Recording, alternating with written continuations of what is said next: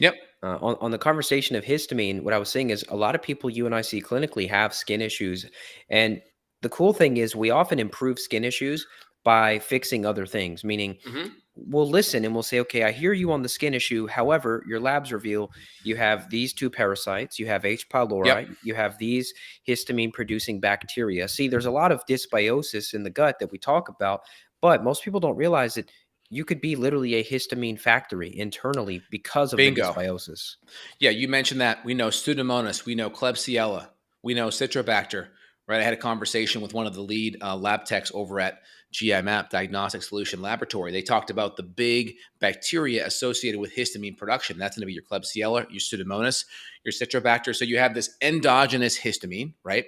And then you have exogenous, right? That's coming from outside. So that's going to be all of the junk in your environment, whether it's pollens or danders or weeds or seeds or even molds, right? And so if we can make your inside of your house pristine, that's going to be key. So having a really good higher quality HEPA filter with some kind of a VOC filter on it to really knock down those internal antigens, histamines, that's going to be helpful. And then, like you said, you got to go inside to get the endogenous. Endogenous is what your body's making.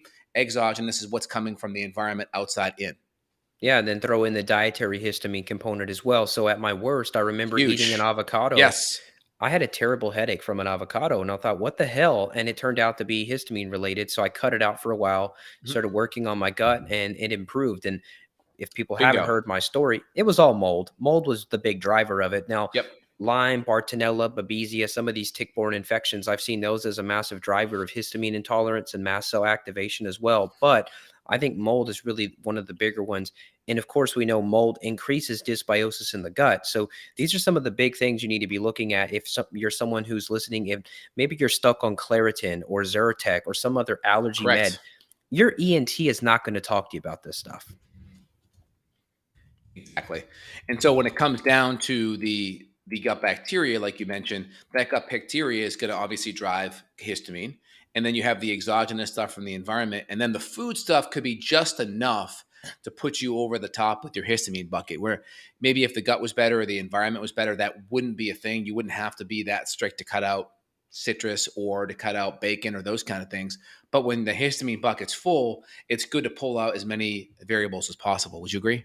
Definitely like corn, blue corn chips and salsa. Yep. Pretty delicious, but man, that's like a histamine bomb. So if you're reacting to something like that, it's wise to lower the load. You can take things like DAO, the enzyme that your body naturally produces to break down dietary histamine. However, that is typically just a crutch. I mean, it's not going to get you out of the woods here if you have an internal problem going on, like mold driving the histamine.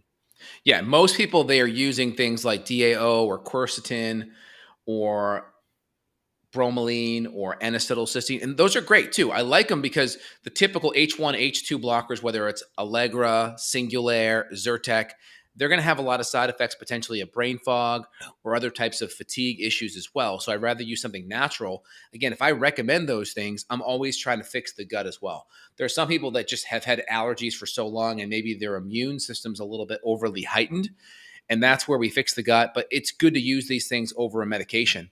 And then, like Evan talked about earlier, we're going to recommend a really good quality air filter, whether it's the Air Doctor or an Austin Air or an IQ Air, something to get the overall load of what's in the air down.